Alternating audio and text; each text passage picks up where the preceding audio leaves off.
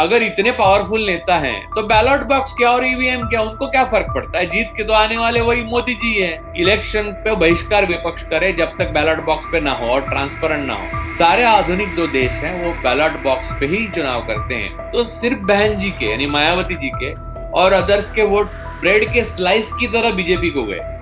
ऐसा होता है क्या कभी? साउथ अमेरिका या नॉर्थ अफ्रीका जैसा भारत देश बनने जा रहा है, ये बात दुनिया भर में फैले तब जाके इलेक्शन फ्री एंड फेयर होंगे। और जिस दिन फ्री एंड फेयर इलेक्शन होते हैं, मैं लिख के देता हूं, बीजेपी चाहे गठबंधन हो इंडिया नहीं हो, बीजेपी हार जाएगी। तो फ्री एंड फेयर इलेक्शन हुए तो गठबंधन इतना पावरफुल नहीं हो और लूज एक गठबंधन रहे तो भी ये जीत सकते हैं।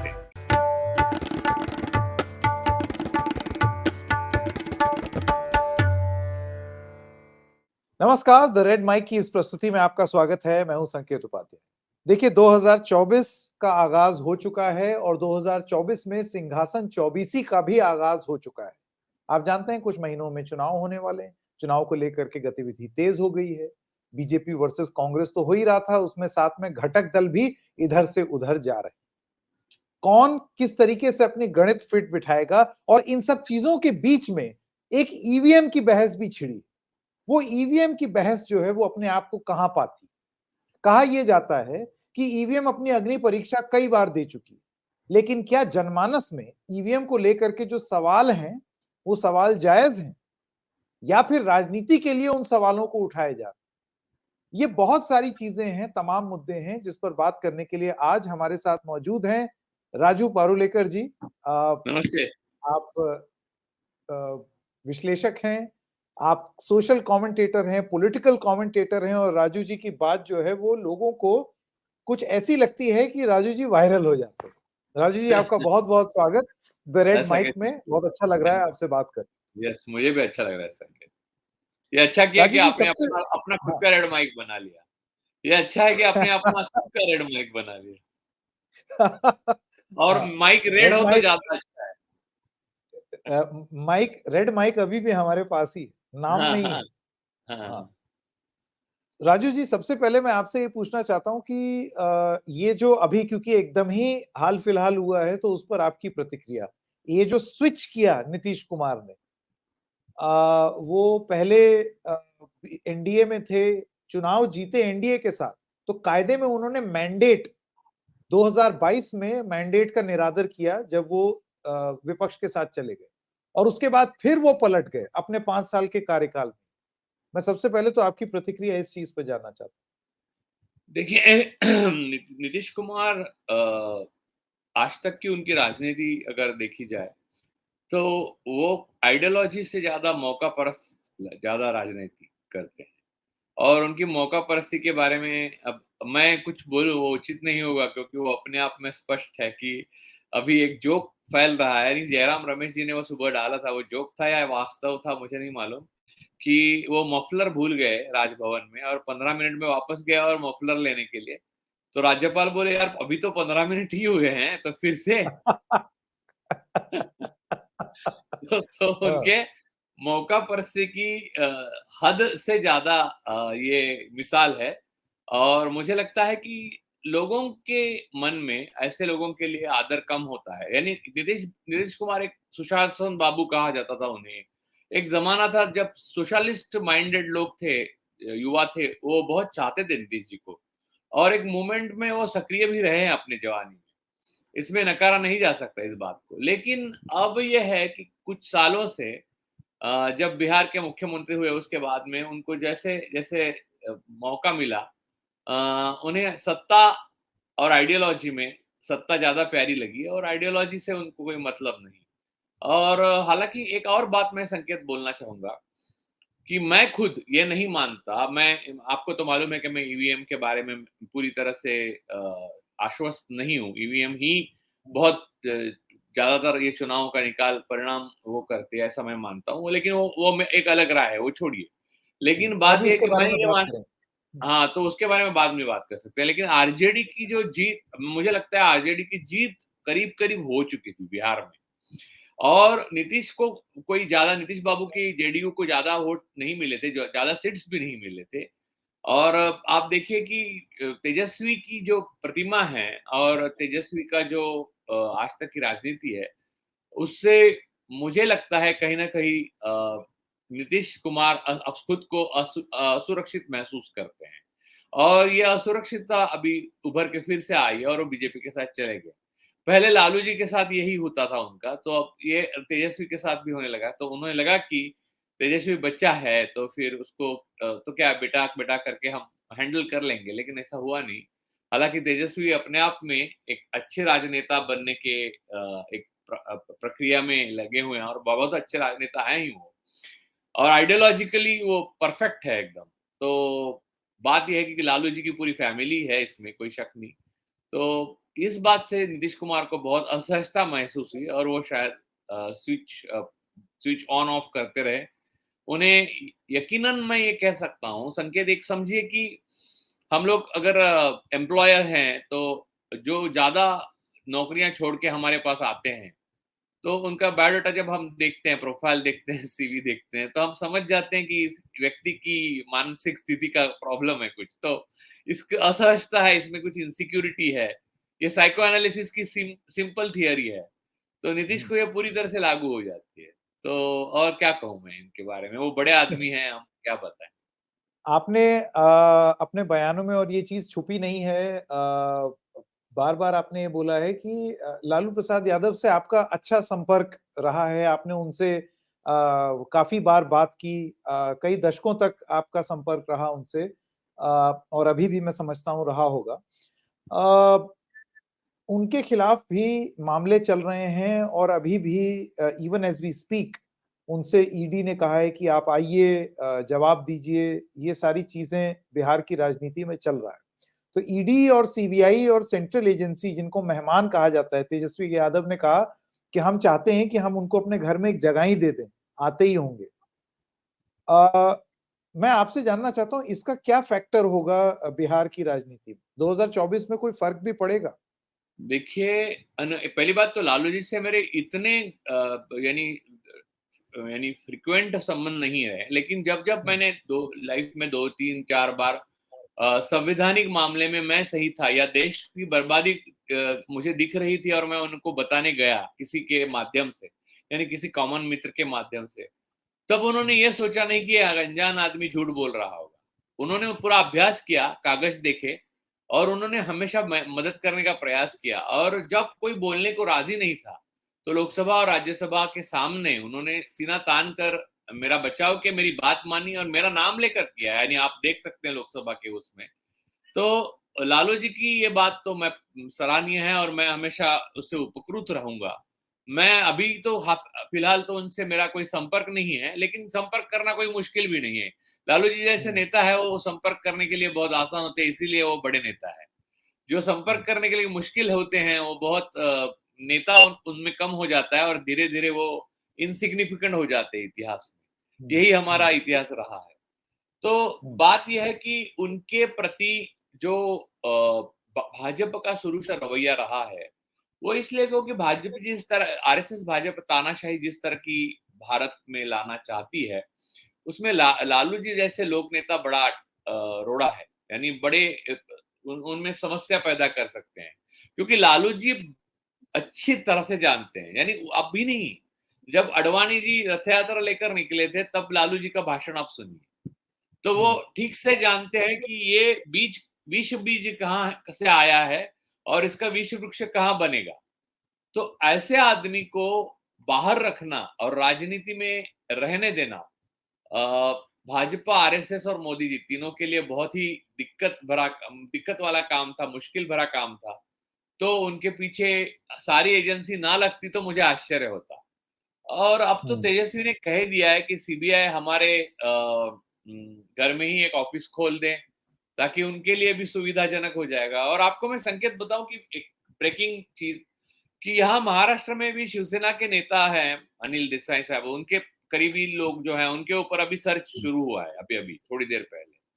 तो जो भी विपक्ष में अभी काम कर रहे हैं, उनके यहाँ ईडी, सीबीआई, आईटी या फिर एनएसए, एनआई का जाना आना एकदम जाना आना रहेगा। यानी जैसे कि हम छोटे थे तो हमारे गांव से लोग आते थे, तो हम वो खत वत डाल के नहीं आते थे, सीधा आ जाते थे, बेल बजाते थे, रात को माँ उनको खाना देती थी, फिर आ जाते और दूसरे दिन हम सोचते थे यार इतने मेहमान आ गए, तो हमको बुरा लगता था। तो उसमें हाँ। हमारी समस्या एक ही होती थी कि वो बिस्किट बाबा लाते थे, तो बिस्किट कभी कभार आता था घर में, तो वो मेहमान बिस्किट अगर खाते हैं तो हमारे लिए बुरे लगते थे, और अगर बिना खाए जाते थे तो अच्छा लगते थे, क्योंकि वो बिस्किट हम खा लेते थे। बस ऐसे मेहमान अपोजिशन के लिए पीछे मोदी जी ने छोड़ के रखे हैं। अब वो सब पता नहीं, अब बिस्किट खा के जाएंगे या बिस्किट हम्म। रख के जाएंगे, ये पता नहीं है। हम्म। सॉरी डिस्टरबेंस, ये मैंने नहीं नहीं, कोई ये दिक्कत नहीं। किया, क्योंकि ये मोबाइल जो एक बड़ी बिस्किट वाली बात है बात कि आपने बोली है ना, ये जो नहीं नहीं, बिस्किट वाली बात ये है आपने कि बात उठी है। हाँ, हाँ। तो बात ये है कि ये मोबाइल है, वो ये चीज है कि इसी के द्वारा हमें प्रधानमंत्री तक सब सुनते हैं। तो आपको भी, हमको भी, देश को भी, हाँ। तो ये हाँ। जरिया है, तो बचता है बीच बीच में। नहीं नहीं, कोई दिक्कत नहीं, बजने दीजिए। नहीं, मैं ये जो आपने बिस्किट वाली बात बोली, ये मैं तो इसको एक संदेश की तरह भी देख रहा हूँ कि जब कोई बिस्किट खा के चला जाए, तो उसके बाद वो आपके ऊपर है कि आप उस बिस्किट में क्या दे रहे हैं। हाँ, क्या आप घूम जा रहे हैं, पलट जा रहे हैं, साथ हो जा रहे हैं? तो एक ये भी तरफ एक बड़ी बात गाजर, है। एक तरफ गाजर है और दूसरी तरफ लाठी। आप हुँ, तय करिए कि आप सीधा जेल जाना चाहते हैं या आपको मुख्यमंत्री भी बनाया जा सकता है। ये रणनीति है। कुल मिला के मैंने महाराष्ट्र में भी देखा कि हुँ, कल जेल में डालने की धमकी दी गई थी, उस व्यक्ति को 3 दिन बाद मुख्यमंत्री भी बनाया गया। सीधा हुँ, तरह से जिसके प्रधानमंत्री जी के ताप सह नहीं पाने वाले जो व्यक्ति थे 70,000 करोड़ के घोटाले में, उनको उप मुख्यमंत्री बनाया गया, जिनके हुँ, साथ बैठने से अपने आप को भ्रष्टता आने की आ, ये जो लगती थी, यानी शंका बीजेपी को होती थी, उनके साथ अब गले मिलते हैं, और साथ में उनके उप मुख्यमंत्री हैं ही वो महाराष्ट्र में।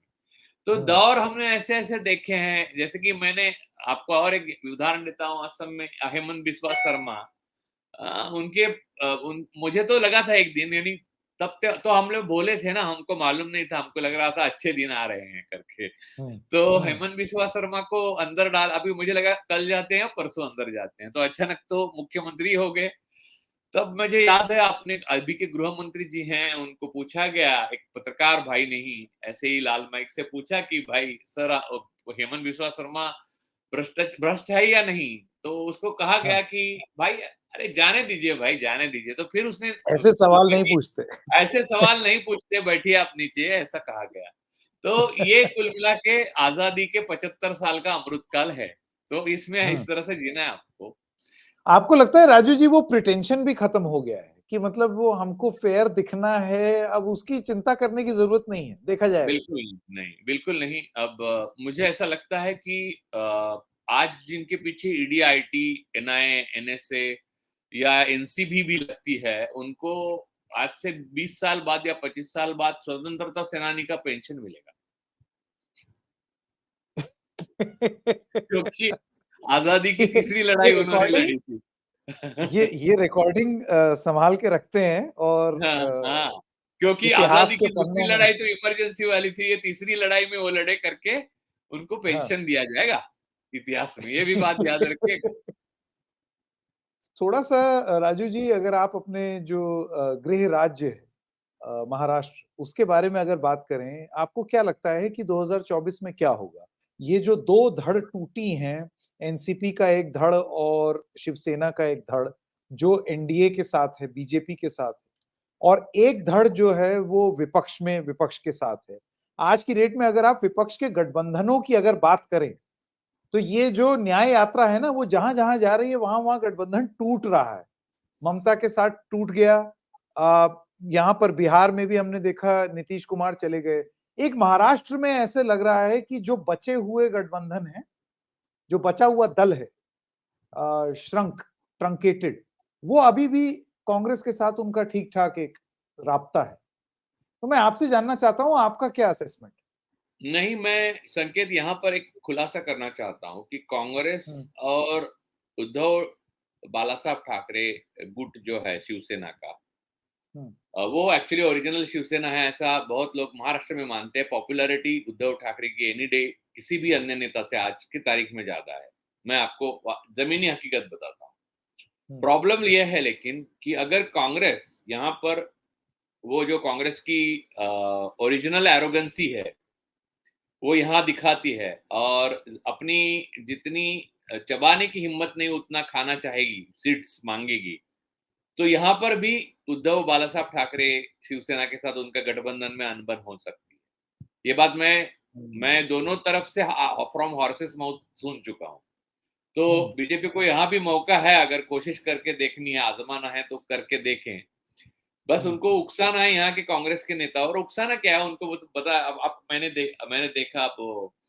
अब मैं आपको बताता हूँ, राहुल गांधी जी रोज कहते हैं अडानी अडानी अडानी अडानी। तो यहाँ पर एनवायरमेंट के लिए हजारदस ऐसे कुछ प्रोजेक्ट्स हैं, कोंकण, कोल्हापुर, सिंधुदुर्ग ऐसे। वो प्रोजेक्ट्स पे यहाँ के महाराष्ट्र महाविकास आघाड़ी के जो मंत्री थे, ऊर्जा मंत्री नितिन राउत, वो हम्म, उद्धव ठाकरे ने जिस दिन रिजाइन किया, यानी तब पता चल गया था कि आप सरकार जाने वाले, उससे एक दिन पहले उन्होंने अडानी को सब सैंक्शन की, बिना फिजिबिलिटी रिपोर्ट के सैंक्शन करने की सिग्नेचर कर दिए थे कांग्रेस के ऊर्जा मंत्री ने। तो समझ लीजिए कि यहाँ की लोकल कांग्रेस जो है, राहुल, मैं हमेशा यही कहता हूं कि राहुल गांधी और उनके करीबी कुछ लोग होंगे, वो एक अलग कांग्रेस है और हम्म। कांग्रेस को अलग कांग्रेस है। तो ये यहाँ आप कुछ, पहले भी बोल चुके हैं। हाँ। हाँ, और बहुत ज्यादा सीट्स अगर मांग करते हैं तो उद्धव ये मानेंगे नहीं है, इस पर मैं श्योर हूँ। और सबसे बड़ी बात है कि क्या पॉकेट्स है कुछ, जैसे विदर्भ और भी कई पॉकेट्स है, वहां पर कांग्रेस स्ट्रांग है महाराष्ट्र में। लेकिन हम्म, ऐसा इसका मतलब नहीं कि उद्धव ठाकरे अगर वहां जाते हैं या आदित्य ठाकरे जाते हैं तो सीट्स उनको वहां आ सकती है। और सिटिंग एमएलए जहां हैं उनके, और वो जो सिंधे गुट के साथ गए हैं, वहां अगर यहाँ के अध्यक्ष, जैसे एक बीच में ऐसा हुआ था कि यहाँ के अध्यक्ष जो कांग्रेस के हैं, नाना पटोले जी, उन्होंने वो हम्म, सिटिंग एमएलए चूंकि सिंधे गुट के साथ गए, इसलिए वो सीट की मांग कहीं किसी सभा में की थी। तो उद्धव ठाकरे बहुत तमतमा गए थे, यानी उस दिन उन्होंने दिखाया नहीं, क्योंकि उनका स्वभाव नहीं हो, बाल ठाकरे की तरह वो नहीं करते, बाला साहब की तरह उनका वो नहीं है। लेकिन वो मुझे हम्म, पता चला, यानी मुझे कैसे पता चला, वो तो हम जर्नलिस्ट को क्या नहीं पता चलता, हर बात सूत्र होते हैं और पता चलता है। हाँ। तो हाँ, हाँ, तो ये ऐसा कांग्रेस अगर अपना ओरिजिनल एरोगेंस पे रखती है, अभी भी इंदिरा जी के जमाने का एरोगेंस, और इस जमाने की कांग्रेस ऐसा अभी चलेगा, तो ये जंग लगा हुआ दरवाजा टूट जाएगा। महाराष्ट्र में भी आप हम्म। नहीं, खेला हो सकता है। ऐसा नहीं है कि बहुत बहुत एकदम, हाँ, बहुत लेकिन उद्धव मजबूत ठाकरे अलायंस है, ये ना कोई माने। ना। और दूसरी बात है कि उद्धव बहुत ही समंजस, यानी बहुत शांत और अच्छे नेता है, और वो समझ लेंगे, जितना जितना समझदारी से ले सकते ले लेंगे। लेकिन आपको तो कांग्रेस का परंपरा मालूम है कि कौन किससे बात करनी है वही नहीं समझता किसी को, यानी एक्चुअल फाइनल डिसीजन कौन ले रहा है, ये हर कोई कहता है कि वो ले रहा है। और अंततः हम्म, वो वेणुगोपाल की सिग्नेचर से एक खत आता है, और वो खत हम्म। का जवाब पूछने के लिए कोई, यानी डू नॉट रिप्लाई वाला होता है वो। वो जो मेल आता है बैंक बैंक की ईमेल। हाँ, बैंक जैसे बहुत। इनकम टैक्स डू हाँ, नॉट रिप्लाई। तो आदमी पढ़ हाँ, के परेशान हो जाता है कि अब मैं क्या करूं, किसको मिलूं, यार यार ये तो यूनिलैटरल कम्युनिकेशन है, बायलैटरल तो है नहीं। हाँ, तो ये हाँ, टाइप से कांग्रेस अगर बिहेव करती है तो महाराष्ट्र में भी कुछ ज्यादा बनेगी नहीं। और दूसरा एक इसको एंगल है, मैं बताता हूँ संकेत, हम्म, मुझे हम्म, खुद को, यानी मेरा गलत हो सकता है इसमें, ये विश्वास ही नहीं है कि हम्म, राष्ट्रवादी कांग्रेस टूटी है। क्योंकि पवार साहब अभी, यानी कुछ 2 हफ्ते पहले अडानी साहब से 25 करोड़ रुपया उनकी स्कूल में आर्टिफिशियल इंटेलिजेंस लेबोरेटरी खोलने के लिए लिए उन्होंने, और उन्होंने आभार प्रदर्शित किया अडानी को कि थैंक हम्म, यू, हमें ये दे दिया। पवार साहब की इतनी बड़ी इमेज है महाराष्ट्र में कि पवार साहब मुंह से बोले तो हर आदमी 1 रुपया डाल के उनको 50 करोड़ दे सकता है। हम्म, लेकिन उन्होंने ये करना पसंद किया, उनको मालूम है कि इससे छवि, और राहुल जी का जो कहना है वो, और अडानी के बारे में जो हम लोग सब लोग कह रहे हैं, वो सारी बातें मालूम होने के बाद भी अगर वो इस तरह से कर रहे हैं, इसका मतलब सीधा ये होता है कि इनकी में जो दो दो फाड़ हुए हैं, हम्म, उसके बीच में अडानी एक कड़ी की तरह काम कर रहे हैं आज भी। और जब टाइम हम्म, आएगा तो पवार साहब अडानी के एमनेस्टी के बदले, अगर समझ लीजिए हाइपोथेटिकल, यानी समझ लो इंडिया गठबंधन या जो भी है वो जीतते हैं, वो मुमकिन नहीं है अभी लग रहा है, लेकिन जीतते हैं, तो पवार साहब एमनेस्टी मांगेंगे कि अडानी को एमनेस्टी दो तो मेरे इतने जो सांसद चुन के है वो सपोर्ट करेंगे, नहीं तो नहीं करेंगे। तो पवार साहब पूरी तरह से इनके साथ है, ये भी मैं सच मानता नहीं। तो बात रही महाराष्ट्र की, तो महाराष्ट्र का मैंने ये पूरी तरह से बताया। हाँ, उद्धव ठाकरे और मैडम सोनिया गांधी, राहुल गांधी, इनका बहुत अच्छा है रिलेशन। वो रिलेशन और उद्धव भी रखना चाहते हैं, इस बल पर उनमें एक अच्छी तरह से समझौता हो सकता है। इसमें एक और एंगल है, वंचित बहुजन आघाड़ी है प्रकाश अंबेडकर वाली, उनके भी 4% वोट हैं महाराष्ट्र में, उनको साथ में लेना है या नहीं लेना है, इस पर भी बहुत बहस हो रही है। अब कुछ बहुत लोगों का ये कहना है, यानी जो इंडिया गठबंधन सो कॉल्ड था उसमें, कि प्रकाश जी का पूर्व रिकॉर्ड जो है वो यानी डिसेप्टिव है, यानी वो जो कहते हैं वो करते नहीं है। तो वो तो हर नेता का है, तो पवार साहब का भी है, तो उनको बेचारे प्रकाश जी को ही क्यों मान ऐसे कहें। लेकिन इस बात पर अभी क्या है, वंचित बहुजन आघाड़ी अगर इनके साथ आती है तो इनकी ताकत बढ़ जाएगी। तो बात यह है कि उद्धव ठाकरे ने अलग से प्रकाश आंबेडकर के साथ एक गठबंधन करके रखा है। अब मालूम नहीं उसमें जान है या नहीं है, लेकिन उद्धव ठाकरे प्रबोधनकार ठाकरे के पोते हैं और प्रकाश आंबेडकर डॉक्टर बाबा साहब आंबेडकर के पोते, और उन दोनों ने, उनके दोनों के दादा ने काम साथ में किया था, तो वो एक उसमें धागा है। तो ये बात भी एक रोचक है और आपको महाराष्ट्र की राजनीति समझने के लिए बहुत आवश्यक है। ये राजू जी, तो आपसे बात करके तो ये लग रहा है कि जिस चीज को हम लोग यहाँ पर दिल्ली में ये समझ रहे थे कि भाई चलो बंगाल में कुछ और कहानी हो गई, बिहार में कुछ और कहानी हो गई, पंजाब में भी कुछ और कहानी हो गई, कम से कम महाराष्ट्र लाज रख लेगा, लाज बचा लेगा। ये तो एकदम विपरीत बात आपने बताई। ऐसे में मैं नहीं, आपसे ये जानना चाहता हूँ। हाँ, नहीं संकेत, यहाँ पर मुझे एक बताना है। प्रॉब्लम यह है ना, प्रॉब्लम महाराष्ट्र का नहीं है, राजनीति का नहीं, प्रॉब्लम यह है कि कांग्रेस की एक परंपरा रही, और मुझे बड़ा आश्चर्य होता है इतने होशियारी के साथ वो एकदम नाकाबिल आदमी एकदम काबिल पोस्ट पे लगा देते हैं। जैसे कि जो अभी कैसे है, अभी इंक्लूसिव पॉलिटिक्स की जरूरत है, तो हर राज्य का जो मुखिया है उनका, उसको इंक्लूसिव होना चाहिए। तो महाराष्ट्र में ऐसे अध्यक्ष हो चुके हैं कांग्रेस के, और है भी उनके पास नेता ऐसे, लेकिन उन्होंने वो नेता चुना है वहां जो इंक्लूसिव नहीं है, जिससे पट्टी नहीं किसी की, जिससे किसी की कम्युनिकेशन नहीं है, और उद्धव जी उसके साथ सहज नहीं है। तो वो मेन प्रॉब्लम करके रखी है ना, तो उस प्रॉब्लम की वजह से आगे की बातें हो सकती है। ये बात मुझे ये बात इतनी डीप मालूम है, गहराई तक मालूम है कि उद्धव जी कभी बोलते हैं तो यही बोलते हैं, यार यार सिर्फ कांग्रेस को बस एक महाराष्ट्र का अध्यक्ष बदलना है, बस उनका ही नेता है, वो बड़ा नेता ही है, वही रखे, दूसरा तीसरा रखे, तीसरा रखे, चौथा रखे। यार ये सुनने को तैयार नहीं, फोन नहीं, ये सब मैं क्या करूं अब इसके साथ, ऐसा यानी उनकी हताशा दिखती है कई बार। तो आपको जो महाराष्ट्र के बारे में जो गढ़ एकदम मजबूत है, ऐसी गलत फहमी है, वो ऐसा है नहीं। नहीं नहीं, वो कंपैरिजन में। कांग्रेस की वजह से नहीं है, हाँ, उद्धव समझ की गया। वजह से नहीं है, ऐसा नहीं कहूंगा मैं, कांग्रेस की वजह से नहीं। उद्धव बहुत ही सेंसिबल पार्टनर रहे, बीजेपी के साथ भी जब रहे सेंसिबल पार्टनर रहे।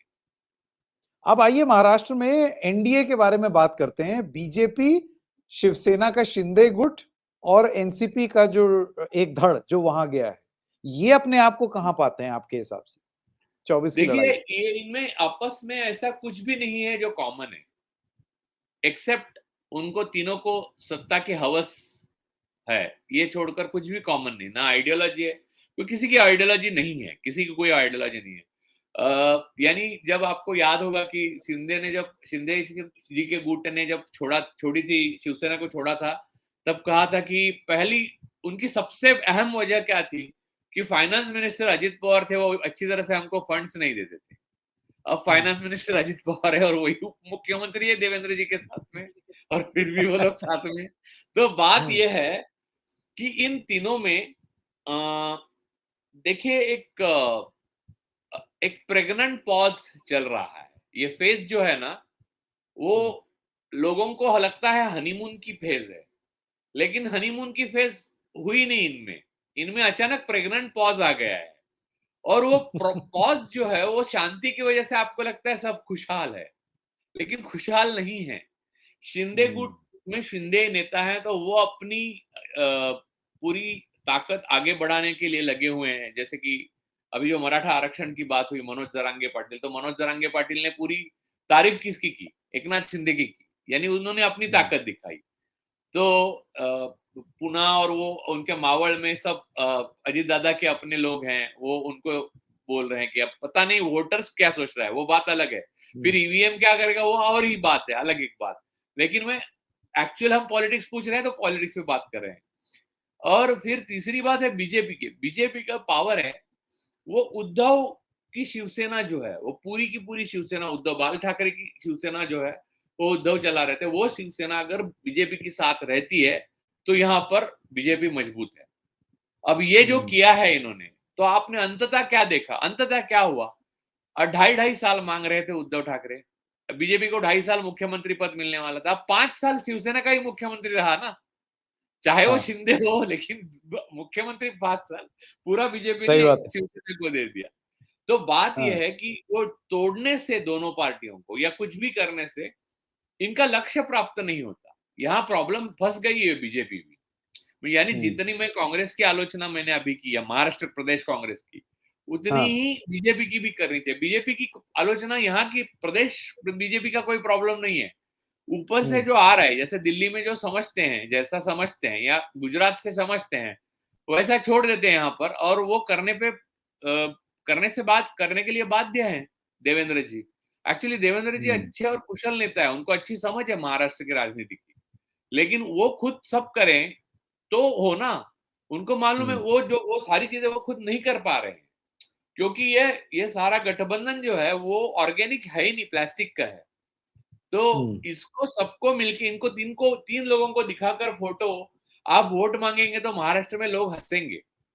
यानी ये जैसे कि बहुत अब हाँ हाँ हाँ हाँ, मुझे क्योंकि वो मुझे राजू जी की, दर्शकों को ये बता दूं, राजू जी की सबसे अच्छी चीज ये लगती है, बिल्कुल जो रेड माइक में हमारा मोटो है, से what is right, not what is popular.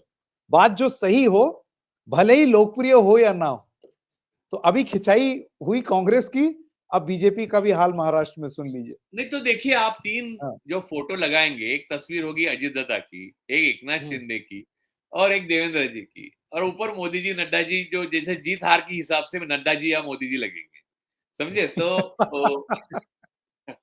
तो बात ये है कुल मिलाकर कि ये तीनों लगेंगे तो लोग क्या सोचेंगे? लोग सोचेंगे कि तीनों ने एक दूसरे को तो मदर सिस्टर ऑफ डेमोक्रेसी कर चुके हैं एक दूसरे की। तो इनका कुछ होने वाला नहीं है। लोग एक्सेप्टेबिलिटी होती है ना एक कोई, जैसे कि पर अजय राजू दादा, जी यही हाल तो विपक्ष में भी है, वहां कौन फेस बनेगा? देखिए अघाड़ी का फेस कौन है? नहीं, विपक्ष का देखिए, लोग वोट किसी को नहीं देते कई बार। यानी हिंदुस्तान के चुनाव के इतिहास में बहुत कम बार लोगों ने प्रोएक्टिवली वोट दिए हैं किसी को। जैसे कि 71 में इंदिरा जी ने पाकिस्तान वॉर जीता था, या 2014 में एंटी इनकम्बेंसी की वजह से मोदी जी को अच्छे दिन लाएंगे करके दिया था, बहुत कम बार। वरना हिंदुस्तान में ज्यादातर पैटर्न क्या है, वोटर इस बात को लेकर वोट देता है कि किसको सत्ता से बाहर करना है। तो वो पैटर्न अगर लगता है तो बड़ी कठिन स्थिति होगी, आंकड़े गिनते गिनते थक जाएंगे हम तो लोग। मुझे समझ में नहीं आ रहा है कि देखिए, एक बात पक्की है कि आप एक बात समझिए, इतिहास है महाराष्ट्र का। कांग्रेस ये कितना भी बोले बीजेपी, लेकिन कांग्रेस और शिवसेना दोनों के फोटो साथ में लगते हैं तो लोगों को अलग नहीं लगता। क्यों मालूम है? क्योंकि शिवसेना को जन्म ही कांग्रेस ने दिया है। तब उसको सदाशिव सेना कहते थे, फिर वसंत सेना कहते थे, वसंतराव नाईक थे, और सदाशिव पाटिल थे, सका पाटिल उनको कहते, मुंबई के अध्यक्ष। फिर यहाँ के कम्युनिस्ट यूनियंस को खत्म करने के लिए बाला साहब ठाकरे को पावर दिया कांग्रेस, और कांग्रेस को भी बाला साहब ठाकरे ने इमरजेंसी के टाइम इंदिरा जी को पूरा सपोर्ट किया था। उसके लिए उन्हें बहुत सारा भुगतना पड़ा बाद में, जनता पार्टी के आने के बाद। और बाद में जब प्रतिभा पाटिल को राष्ट्रपति पद का उम्मीदवार बनाया गया तो शिवसेना बीजेपी के सपोर्ट किया। खिलाफ जाकर उन्होंने सपोर्ट किया था। तो यहाँ पर यानी ऑर्गेनिक है, कांग्रेस और शिवसेना का गठबंधन ऑर्गेनिक है, उसमें प्लास्टिक का कुछ नहीं। अनलाइक पॉपुलर हाँ, बिलीफ ये है यस कि ये यस। बीजेपी हाँ, बाद में चिप किया, एक 1988 या 87-88 के बाद वो, और उसके पीछे दिमाग और बहुत सारी मेहनत प्रमोद महाजन जी की थी। मेरे पर्सनल उनके साथ बहुत अच्छे संबंध थे, तो मुझे वो, मैं समझ नहीं पाता, छोटा था, लेकिन मुझे कदम कदम पर बात मालूम है कि प्रमोद जी ने कितनी मेहनत की है उसके ऊपर, वरना वो नहीं होती, वो ऑर्गेनिक नहीं था। क्योंकि इसकी एक वजह है, और एक वजह है, आपको मजा आएगा ये सुन के। बाला साहब ठाकरे के पिता थे जो प्रबोधनकार ठाकरे, वो ब्राह्मणवाद के बड़े खिलाफ थे और डॉक्टर बाबा साहब आम्बेडकर के पक्षधर, यानी शाहू फूले आम्बेडकर जी परंपरा है, पेरियार, ये परंपरा में से वो थे। तो उन्होंने ब्राह्मणों की निंदा की थी, और वो इसलिए आरएसएस की पूरे निंदक थे, यानी निंदा करते थे। तो बाला साहब ठाकरे को जो विरासत मिली थी, तो वो प्रबोधनकार की थी, यानी उद्धव को भी वही मिली है। तो शिवसे बीजेपी और शिवसेना का गठबंधन ये ऑलमोस्ट, यानी नैसर्गिक नहीं है, ये प्लास्टिक का है एक्चुअली। ये एक्चुअली वेरी कांग्रेस और इंटरेस्टिंग। शिवसेना का सही है, बराबर है, क्योंकि कांग्रेस में नहीं, ना लेकिन जयदेव, जमीन पर इस तरीके से होता है, क्योंकि जब हाँ शिंदे गुट जमीन पर अलग लोग हुआ मानते हैं इस तब बात उनका, को, हाँ, लोग मानते हैं इस बात को, लोग आज भी मानते हैं, क्योंकि बहुजन ज्यादा है यहाँ पर, मराठा तो सबसे बड़ी कास्ट रही है। तो वो लोग सब, यानी आपको मालूम नहीं होगा, लेकिन जेधे जवळकर, भाई माधवराव वागलकर, ये लोग थे जो समाज सुधारक थे महाराष्ट्र में, यानी उन्होंने सोशल रेवोल्यूशन लाया, जैसे पेरियार ने साउथ में लाया। तो ये बात, ये लोग है ना, वो बहुत करीबी थे प्रबोधनकार के, और ठाकरे के घर में आना जाना था, ठाकरे भी कायस्थ है, तो कायस्थों को ब्राह्मणवाद से बहुत नफरत थी। तो ये सारी जो ये जो चीजें हैं ना, वो एक में एक लगी हुई हैं। ये जो प्रमोद महाजन जी, फिर अटल जी जैसे बड़े नेता, ये लोगों ने बहुत ही मेहनत करके बाला साहब का मन जीता और महाराष्ट्र में घुस गए, वरना महाराष्ट्र में बीजेपी की कोई हैसियत नहीं थी। मैंने देखा है, बाला साहब का मोर्चा निकलता था तो बीजेपी वाले अपने दरवाजे तो बंद कर ही लेते थे, लेकिन किचन में अंदर, वो बाथरूम में जाके दरवाजे अंदर से बंद करके बैठते थे। ऐसी हालत थी यहाँ पर, इतना लेकिन डर अब तो था। चीजें बदल गई। आपको चीजें लगता सर, है अब स्थिति चीजें बदली है? चीजें सत्ता से बदली है सर, रास्ते पे नहीं हाँ। बदली है। आज भी रास्ते पे उतर कर अगर कुछ दो दो हाथ करने की बात आ जाए ना, तो बीजेपी महाराष्ट्र में आज भी कमजोर है। वो सत्ता है, पुलिस साथ में है, तो कोई भी कर सकता है। बाल ठाकरे की सेना थी, तो उनके साथ पुलिस और सत्ता नहीं थी, यानी जब कांग्रेस भी खिलाफ गई तब, फिर भी वो दो दो हाथ करते थे, यानी वो खुद रहे हैं, कई लोग मारे भी गए हो। तो ये बात अलग है, वो टाइप का आपको दूसरा, यानी स्पेसिमिन जो है ना, वो टाइप का वो नहीं मिलेगा आपको कहीं पर। तो कुल राजू मिला जी, के अब एक सवाल, हाँ, महाराष्ट्र का क्या? ये हाल है। मैंने कहा कि दोनों तरफ से पूरी दिक्कत है, अलग अलग की टाइप की। ये बहुत इंटरेस्टिंग है, बहुत ही इंटरेस्टिंग है, क्योंकि मुझे नहीं लगता ये पर्सपेक्टिव अभी कोई भी इस बारे में एटलीस्ट नेशनली इसको इस तरीके से सोच ही रहा है। मैं अब आपसे एक सवाल पूछना चाहता हूं इंडिया गठबंधन को लेकर के। सबसे पहली बात तो एट द आउटसेट आपके थॉट्स इस गठबंधन के बारे में, गिवन द रीसेंट एक्टिविटीज। देखिए, इंडिया गठबंधन एक मजबूरी है, क्योंकि ये तो मानना, मैंने अभी, मैं ऐसा मानता हूं कि अभी ये प्योर साइंस जितना स्पष्ट है कि देश में तानाशाही चल रही। हम नहीं तो आज यूट्यूब पे क्यों बात करते, हम चैनल पे ही बात करते, सैटेलाइट चैनल पे। तो बात यह है कि तानाशाही तो है, और उसके खिलाफ लड़ने के लिए विपक्ष ने ये एक गठबंधन बनाने की कोशिश की है। लेकिन इसमें एक दिक्कत यह है कि भारत में जितने आंदोलन हुए हैं बड़े, जैसे कि अन्ना का आंदोलन, उससे पहले जेपी का आंदोलन, एक्चुअली राजनीतिक आंदोलन था, और उसमें इंदिरा जी ने जो इमरजेंसी डिक्लेयर की थी, उसके बाद वो आंदोलन हुआ। उस आंदोलन में आरएसएस उनके साथ थी।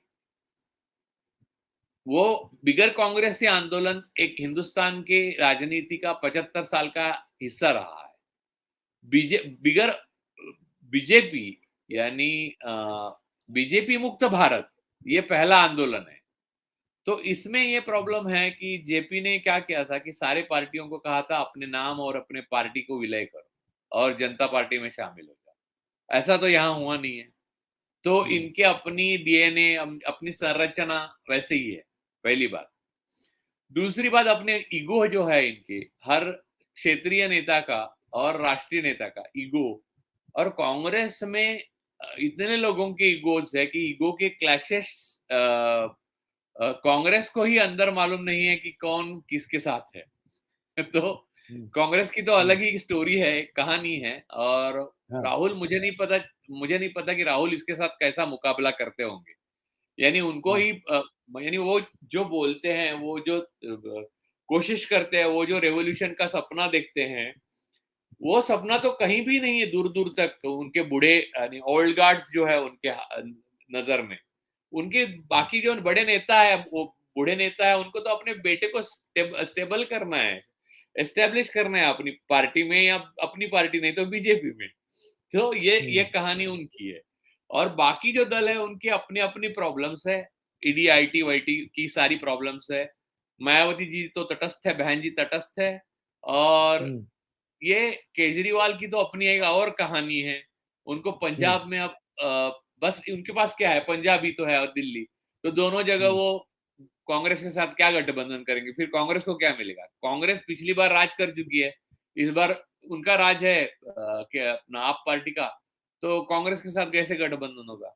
यहाँ पर पवार साहब वो इंडिया गठबंधन में है, वो अडानी उनका ज्यादा लाडला बेटा है, तो वो एक दिक्कत है। वही वो बोली नहीं जा रही है, ऐसी दिक्कतें मैं आपको बता रहा हूँ। बस साउथ के खेमे से जो लोग आते हैं, कम्युनिस्ट आते हैं, लेफ्ट जिनकी ताकत ज्यादा रही नहीं है लेकिन है वो, और साउथ के नेता जैसे स्टालिन है, आरजेडी है, तेजस्वी यादव, कांग्रेस है, ये लोग गठबंधन का वाकई में एक अच्छा हिस्सा है। यानी वो लोग एक दूसरे के साथ जा सकते हैं और वो तो एक राजू दूसरे जी को। ये तो यूपी हो गई, क्योंकि ये जो लोग जो आप बता रहे हैं ये इन्हीं की वजह से एक लार्जर अलायंस आया था, इंडिया गठबंधन। अभी जो आप नाम ले रहे हैं ये सब लोग तो यूपीए में थे ही। नहीं तो आप तो समझिए कि ममता दीदी ने घोषणा ही कर दी कि हम बंगाल में अकेले लड़ेंगे। मुझे कोई दिक्कत नहीं, मुझे ये उल्टा ऐसा लगता है संकेत, मैं इसको अलग तरीके से देखता हूँ, लोगों की तरह हाँ, नहीं देखता। मैं मानता हूं कि वहां पर कांग्रेस लेफ्ट इनको सब बोझ, उनका बोझ सर पे लेके ममता जी लड़े, इससे अच्छा अकेले लड़े तो ज्यादा सीट्स लाएंगे। और सीट्स लाकर बाद में वो सपोर्ट कर सकती है या अपना हिस्सा मांग सकती है, और सबसे ज्यादा सीट्स है तो प्रधानमंत्री भी बन सकती है। यानी मैं क्लियर बोल रहा हूँ। उनका गणित यही होगा, मुझे लगता है। वो और वो क्यों देखिए 32 साल अगर वो लेफ्ट के साथ लड़ रही है, तो अचानक एक दिन कांग्रेस के कहने से वो लेफ्ट को गले थोड़ी लगाएगी। उनका सर भी फोड़ा था लेफ्ट वालों ने, याद है ना आपको? उसके बाद पहली बार वो गई, जो मुख्यमंत्री बनी तभी वो बिल्डिंग में अंदर गई। तो बात यह है कुल मिला के कि ममता की कोई गलती नहीं है, ममता दीदी की कोई गलती नहीं है। हाँ, वो बीजेपी के साथ नहीं जा रही है ना, ये आपको सोचना है। तो वो मुसलमानों को उसने बोला कि बीजेपी को आप वोट करेंगे तो इससे बड़ी कोई गलती नहीं होगी। ये एक बात ही काफी है आपकी दिखाने के लिए कि वो इसके साथ नहीं है, बीजेपी के साथ नहीं है, लेकिन वो अकेला लड़ना चाहती है। तो ठीक है, मुझे तो लगता है कि जिस क्षेत्र में, जिस प्रदेश में जिसका दबदबा है और सीट्स आ सकती है, जैसे कि अखिलेश भाई का, उनकी यूपी में ज्यादा सीट्स आ सकती है। कांग्रेस का वहां कुछ नहीं, प्रियंका गांधी से लेकर सबने रैलीज वगैरह करी, पिछली बार कुछ हो नहीं पाया। अब उसमें ईवीएम का बहुत बड़ा रोल है, वो अलग से मैं फिर एक बार कह रहा हूं, मैं हर चीज को एक स्टार दे रहा हूं और स्टार के नीचे ईवीएम लिख रहा हूं, समझ लीजिए। अभी लेकिन वो सवाल मैं पूछूंगा आपसे, हाँ, नेक्स्ट नहीं राउंड वो ऑफ तो क्वेश्चंस जो है वो ईवीएम पर ही। नहीं, मैं बात यह है कि संकेत इस बात को लेकर यह है कि सशक्त है वहां पर विरोध इसका अखिलेश जी का, तो उनको लड़ना चाहिए। तो वहां पर ज्यादा कांग्रेस को हिस्सा मांगने से देखो, और प्रॉब्लम कांग्रेस की भी है। कांग्रेस पैन इंडियन पार्टी है, सबसे बड़ी पार्टी है, इतने साल रूल किया है, तो उनको तो स्वाभाविक रूप से लगेगा यार हमको तो यार क्षेत्रीय दल से कम दर्जा आका जा रहा है, तो हम थोड़ी ऐसे आएंगे ना। तो उनके लिए ये दिक्कत है। वो ईगो का प्रॉब्लम भी मैं नहीं कहूंगा, वो कहूंगा कि संरचना का प्रॉब्लम है, उनके स्ट्रक्चरल प्रॉब्लम है।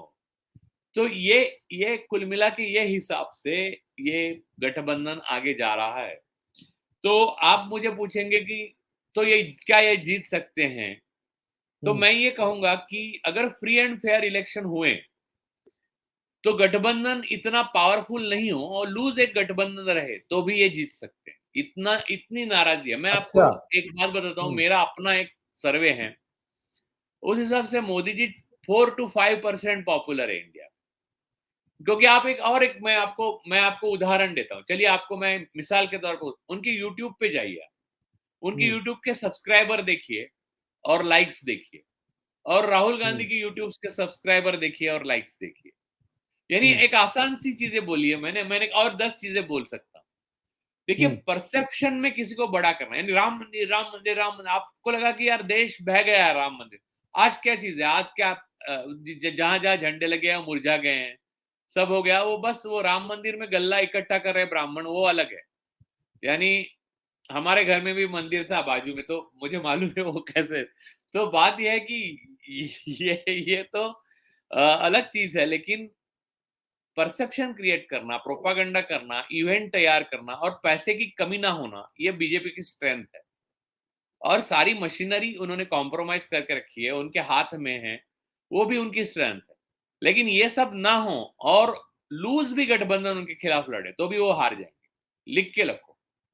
लेकिन राइडर क्या है? ऑपोजिशन, हाँ मैं बताता हूँ, लेकिन हम्म। ऑपोजिशन को ये इंटरनेशनल कम्युनिटी से लेकर इंडिया तक सब जगह ठोस रूप से कहना पड़ेगा कि इलेक्शन ईवीएम की जगह बैलेट पेपर पे हो, और हम्म। ऑब्जर्वर जो है वो पूरी तरह से निष्पक्ष ऑब्जर्वर ये इलेक्शन को ऑब्जर्व करे, ताकि कहीं भी गड़बड़ी या फेरफार ना कर सके। लोकल जो गवर्नमेंट प्रशासन है वो जैसे जय श्री राम करके इनके ही आंदोलन में उतरती है बीजेपी के, वैसे वो हम्म। ईवीएम के आंदोलन में भी ना उतरे, यानी हम्म। बीजेपी की तरफ से।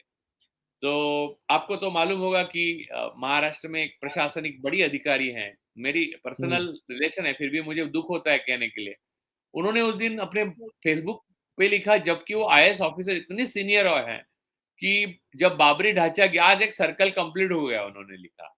तो क्यों भाई हम्म। कंप्लीट क्यों हो गया? तो बाबरी ढांचा जब गिरा तो मैं मसूरी में ट्रेनिंग ले रही थी, तो कुछ गुप्त एक ये था, एक सर्कल था, उसमें मुझे बुलाया गया क्योंकि मेरा नागपुर कनेक्शन, क्योंकि वो नागपुर में पैदा हम्म। हुई है, तो नागपुर कनेक्शन हम्म। की वजह से बुलाया गया, और हम लोगों ने सबने बाबरी गिरने की खुशी में पेड़ा खाया।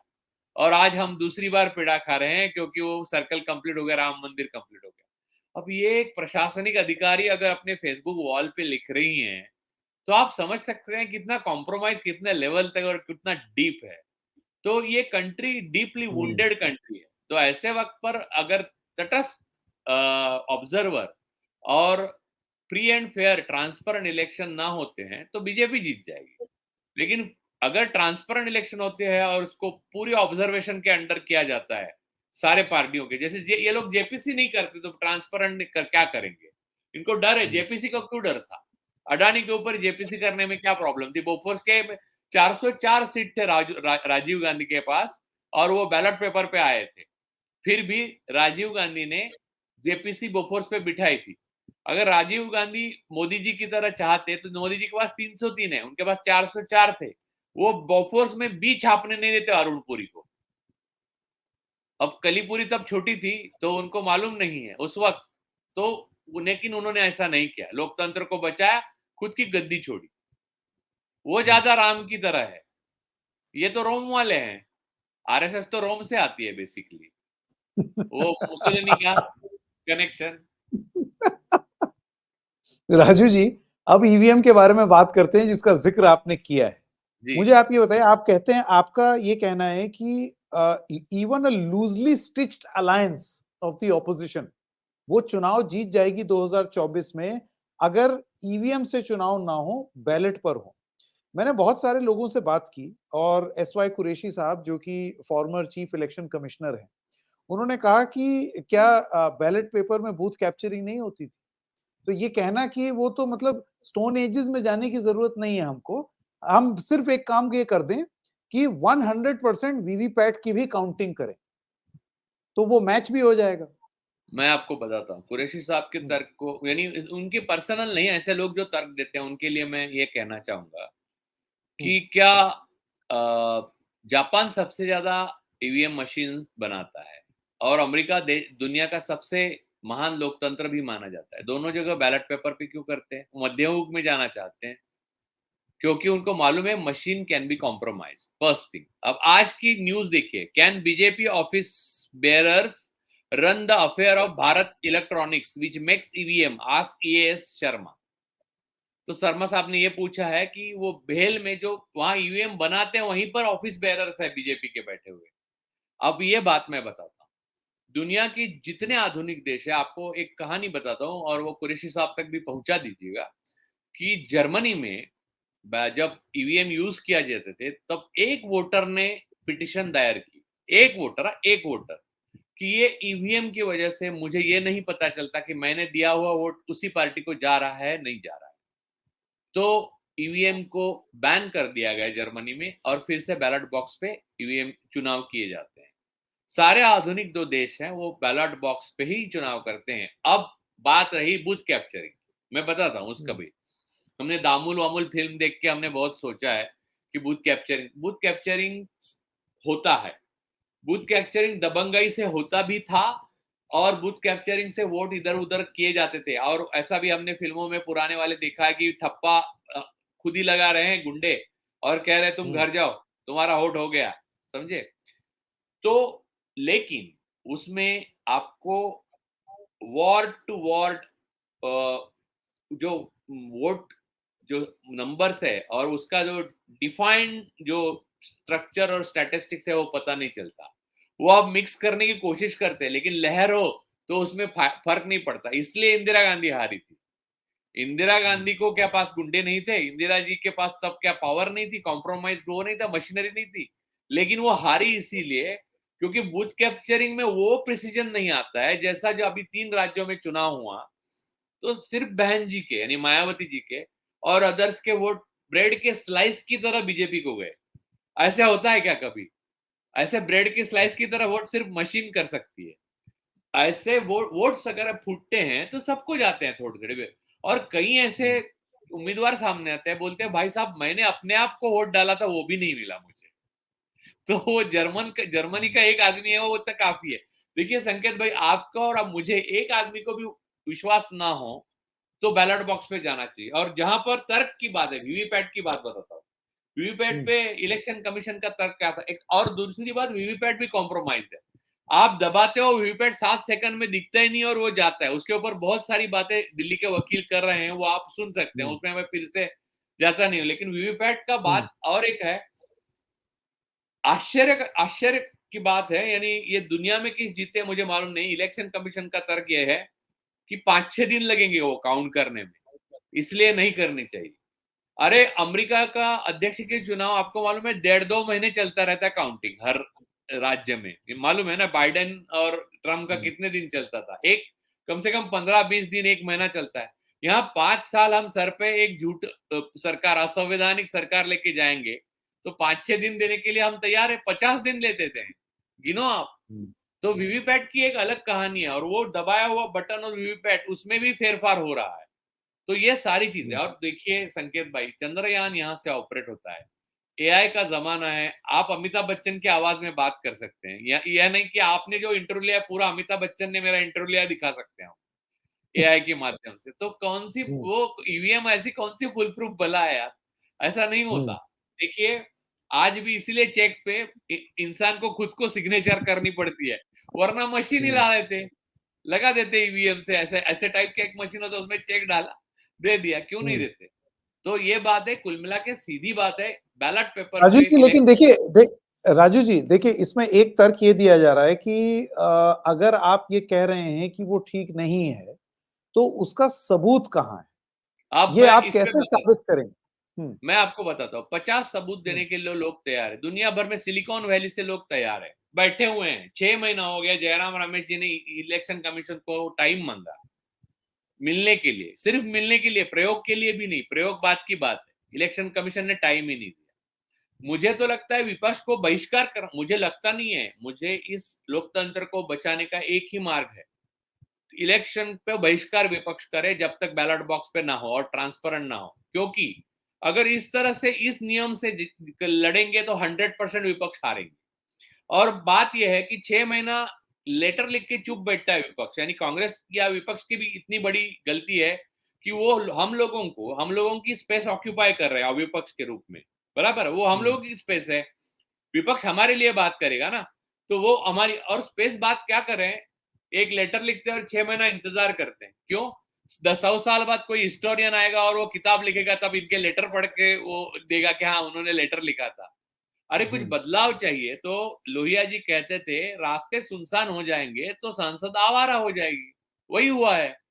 तो ये लेटर लिख रहे हैं, कभी वेणुगोपाल जी लिखते हैं, कभी जयराम जी लिखते हैं, कभी ममता जी लिखती हैं। अरे इलेक्शन कमीशन टाइम ही नहीं दे रहा है आपको, बात करने के लिए टाइम नहीं दे रहा है। देखिए रफाल के टाइम तो याद है क्या आपको, करें फिर? सीबीआई।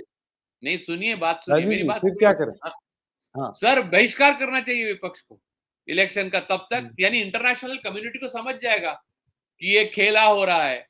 तो ये लाइन देखिए, इंटरनेशनल कम्युनिटी की जो सेंसिटिविटी हिला देती है यहाँ मोदी सरकार को।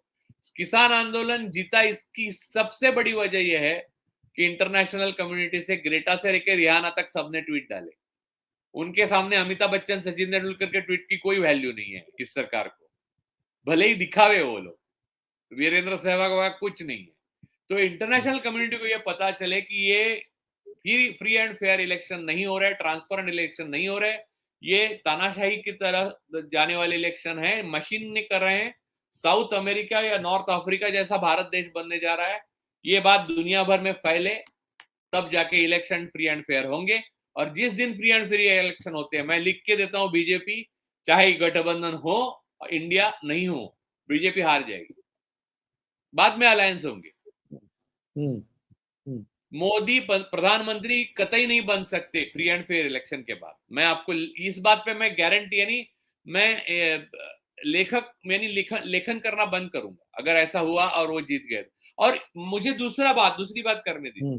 उनके बीजेपी को इतना आत्मविश्वास है, मोदी जी इतने बड़े नेता हैं, वो कहीं भी जीत सकते हैं, विश्व में कहीं भी उनको पॉपुलैरिटी हाई है तो मिल ही जाएगा वोट, वो यूएस का इलेक्शन भी जीत सकते हैं। अगर इतने पावरफुल नेता हैं तो बैलेट बॉक्स क्या और ईवीएम क्या, उनको क्या फर्क पड़ता है? जीत के तो आने वाले वही मोदी जी है, आएंगे तो मोदी जी। तो फिर बैलेट बॉक्स उनको क्या फर्क पड़ता है ना, उनकी पॉपुलैरिटी इतनी ज्यादा है कि ट्रोल क्यों करते हैं लोग। ईवीएम पे लिखो तो बीजेपी के लोग ट्रोल क्यों करते हैं, अडानी पे लिखो तो बीजेपी के लोग ट्रोल क्यों करते हैं।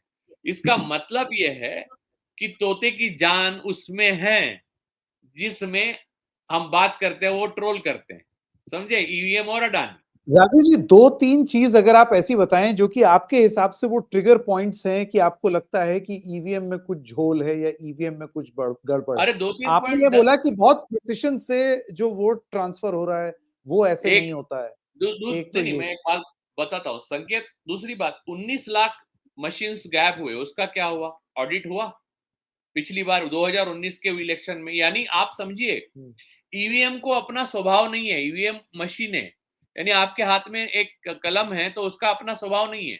आप आत्मकथा भी लिख सकते हैं, आप पोर्नोग्राफी भी लिख सकते हैं, बराबर ना? तो बात यह है कि ईवीएम के पीछे इलेक्शन कमीशन है, वो किसके साथ है वो दिख रहा है आपको, वो आपको टाइम ही नहीं दे रहा है, ऑपोजिशन को वो मान ही नहीं रहा है। तो बात खत्म है यहाँ पर, मुझे और कोई दलील देने की जरूरत ही नहीं है। ना सुप्रीम कोर्ट आपकी सुन रहा है। सुप्रीम कोर्ट क्या कहता है, हमारे जुरिस्डिक्शन में ये आता नहीं, ये पॉलिटिकल है, आप पॉलिटिकली सॉल्व करो। तो उनकी जुरिस्डिक्शन में क्या आता है? उमर खलीद को बेल देना उनकी जुरिस्डिक्शन में नहीं है, और स्टेन स्वामी को स्ट्रॉ देना है या नहीं है उनकी जुरिस्डिक्शन में नहीं है। राम कहाँ पैदा हुए वो बताना उनकी जुरिस्डिक्शन में आता है, वो उन्होंने बता दिया। तो ये हालत, इस हालत में आप कैसे मानते हैं कि ईवीएम स्वतंत्र रूप से अपने आप मशीन की तरह काम करेगा? उसके पीछे जो लोग हैं वही कॉम्प्रोमाइज्ड है। बाकी सारी बातें छोड़ ही दीजिए, चलिए मैं बोलता हूँ कि एआई वगैरह तक गया, आदमी चांद तक गया, वो सब छोड़ दीजिए, पीछे वाले इंसान कॉम्प्रोमाइज है सर। तो आप कैसे दे सकते? 150 सांसद बाहर निकाले गए 1 मिनट में। जिन लोगों ने अडानी के खिलाफ बात की उनकी सदस्यता हमेशा के लिए चली गई। महुआ मैत्रा लीजिए, राहुल गांधी तो वो थोड़ा थोड़ा वो करके आ गए सुप्रीम कोर्ट से, लेकिन वो भी गए थे 2 साल की सजा में, बाहर गए थे। संजय सिंह अभी भी अंदर है, अडानी के ऊपर बोल नहीं सकते। सर हर चीज कॉम्प्रोमाइज है, और फ्री एंड फेयर कुछ नहीं है। फ्री एंड फेयर जब होगा तो ये जीत नहीं पाएंगे। और फ्री एंड फेयर क्यों नहीं हो रहा है? इसीलिए नहीं हो रहा है कि उनको मालूम है अगर फ्री एंड फेयर होता है तो हम नहीं जीतेंगे। सर मैं या आप अभी डालिए ट्वीट कि ईवीएम के खिलाफ डालिए, अडानी के खिलाफ। ना अडानी का कोई आदमी आएगा, ना ईवीएम का अपना कोई आदमी हो कि ईवीएम मशीन है। आपको ट्रोल बीजेपी करेगा। इसी में इसका सार है, मॉरल ऑफ द स्टोरी। आपको लगता है इलेक्शन कमीशन जितने टाइम तक चुप रहेगा या एक ऑल पार्टी मीटिंग नहीं बुलाता है तो संदेह के घेरे में वो और ज्यादा आएंगे? मैं एस वाई कुरैशी की इसलिए बात कर रहा हूं क्योंकि ये सवाल मैंने उनसे भी पूछा और उनका ये कहना था कि भाई आप बुलाइए ना, बात कीजिए, आप सब लोगों को बुलाइए, आप बुला क्यों नहीं रहे? सर इवन वो जो वकील है महमूद प्राचा ने कहा था कि हम आपको सामने वो दिखा सकते हैं। मैंने इनसे बात की, सैम पित्रोदा साहब, वो सामने दिखाने के लिए तैयार है। यूएस में कई लोग तैयार है। हेल्डरमैन करके एक व्यक्ति है, उन्होंने तो डाला है ईवीएम अपना कैसा वोट और वीवीपैट दोनों बदल सकता है, उसका पूरा वीडियो डाला है। तो अरे आपने देखिए हिंडनबर्ग रिपोर्ट लिया, हिंडनबर्ग रिपोर्ट विदेश से आई, ओसीआरपी का जो ये आया विदेश से, हमारे लिए इतने सारे रिपोर्ट्स आए, ईवीएम के लिए भी जो रिपोर्ट्स आए, जो भी आता है, हमारा कोर्ट, हमारे इलेक्शन कमीशन ये कहता है कि ये विदेश से आया हुआ है, हम नहीं मान सकते। चलो हम ये भी मान लेते हैं। तो फिर 2 लाइनें न्यूयॉर्क टाइम्स में आई तो प्रबीरपुर का आस्था अंदर है। तो ये कॉम्प्रोमाइज है कि नहीं? System is compromise, completely compromise, और ये पूरा मैकेनिकली हैंडल हो रहा है। दिस इज रोबो जैसा राज करते हैं ना, वैसा कर रहे हैं। और आत्मविश्वास जो आपको दिख रहा है ना जिस तरह का इनमें, और एरोगेंसी, यानी जनता की कोई कीमत ही नहीं है। आप समझ लीजिए, मैं हमेशा ये बात करता हूं कि इस सरकार ने यूनिलैटरली अपनी ही जनता के खिलाफ जंग छेड़ी है। तो उनको जनता की क्यों नहीं पड़ी है? हर सरकार डरती है जनता को। देखिए डेमोक्रेसी और फैसिज्म, इसमें एक ही फर्क है। डेमोक्रेसी में जनता से सरकार डरती है और फैसिज्म में सरकार से जनता डरती है। बस खत्म।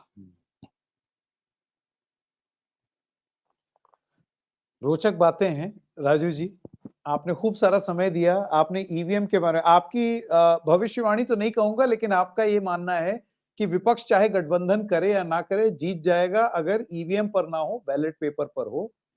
अब ये तो पता नहीं होगा या नहीं होगा, हम नहीं जानते हैं, लेकिन इलेक्शन कमीशन बोलता क्यों नहीं? वो उन्होंने एक फ्रीक्वेंटली आस्क्ड क्वेश्चंस दे दिए, 85 और क्वेश्चंस के उन्होंने जवाब दिए। यूट्यूब पे आप कुछ भी डालो तो नीचे एक इलेक्शन कमीशन का वो नोट आ जाता है। क्यों इतना डरते हो भाई? आके सामने बात करो, मैं करने के लिए तैयार हूं उनसे बात। मैं उनको प्रूव करके दिखाऊंगा। मेरे साथ टेक्नोक्रेट होंगे, विदेशी होंगे, देशी होंगे, सारे होंगे, और ईवीएम कॉम्प्रोमाइज कैसे होती दिखाएंगे। प्रॉब्लम ये है ना, मैं एक नागरिक हूं, लेकिन बड़े बड़े लोग तैयार है, गवर्नमेंट के ऑपोजिशन के लोग तैयार है। जयराम रमेश जी ने लेटर लिखा था तो वो भी तैयार है, कपिल सिब्बल साहब तैयार है, दिग्विजय सिंह साहब ने मुझे तो मैंने कई बार बोला है यार तैयार हूं, लेकिन तैयार ही बैठा हूं। यानी सारे विपक्ष कपड़े वपड़े पहन के शादी में बैठे हैं और इलेक्शन कमीशन उनको इनविटेशन ही नहीं भेज रहा है। तो विश्वास आपको करना लगता है नहीं इस चाहिए। नहीं मुझे तो लगता है इसको लेकर के लोकतंत्र का सबसे बड़ा आंदोलन ईवीएम के खिलाफ होना चाहिए आज की तारीख में। इलेक्शन का कोई मतलब ही नहीं है इस देश में अभी, इनसिग्निफिकेंट है इलेक्शन। और ऐसी आपको इस लगता है तरह ये से आर्गुमेंट ऑपोजिशन उस तरीके से माउंट नहीं कर पा रहा जैसे कि उसको करना चाहिए, जैसे अभी थोड़ी देर पहले एब्सोल्युटली आपने बोला? Absolutely absolutely you are absolutely bullseye. आपने संकेत बहुत सही कहा। ऑपोजिशन स्पेस ऑक्यूपाई कर रहा है हमारी, संकेत आपकी और हमारी, और वो बात नहीं कर रहा है जो हमारे लिए उनको करनी चाहिए। और अंततः बीजेपी जब जीतेगी इलेक्शन इस तरह से, तब गुलाम हम हो जाएंगे। ऑपोजिशन के 90% बीजेपी में जा सकते हैं, जैसे उप मुख्यमंत्री मुख्यमंत्री बन सकते हैं, हम नहीं बन सकते। हमको वो पॉलिसीज एक्सेप्ट करनी पड़ेगी जो हमको नहीं चाहिए, क्योंकि हमने वोट ही नहीं दिया उस पॉलिसीज को। देखिए देखिए हमको भूमि अधिग्रहण अडानी को नहीं करना है जब तक लोगों ने नहीं कहा है। जल पे अधिकार नहीं जताना है जब तक लोगों ने नहीं कहा। ये सारी बातें हम कह नहीं सकते क्योंकि विपक्ष ने पॉइंट ही नहीं रखा है ये कि हमको बैलेट पेपर पे और ट्रांसपेरेंट इलेक्शन चाहिए, नहीं तो हम इलेक्शन नहीं लड़ेंगे। ये इस तरह से विपक्ष बात नहीं रख रहा है तो वो जनशत्रु है, क्योंकि हमारे खिलाफ विपक्ष काम कर रहा है। राजू पारुलेकर जी, बहुत अच्छा लगा आपसे बात करके मुझे भी बहुत और अच्छा लगा। इलेक्शन के बिल्डअप में चाहेंगे कि आपसे और बातचीत हो। ज़रूर। अलग-अलग चीज़ें नई-नई पता चली हैं और ये समय निकालने के लिए आपका बहुत-बहुत धन्यवाद। बहुत ज़्यादा समय ले लिया मैंने लेकिन अ, बातें ज़रूरी थी जो कि यहाँ पर करनी थी हमको।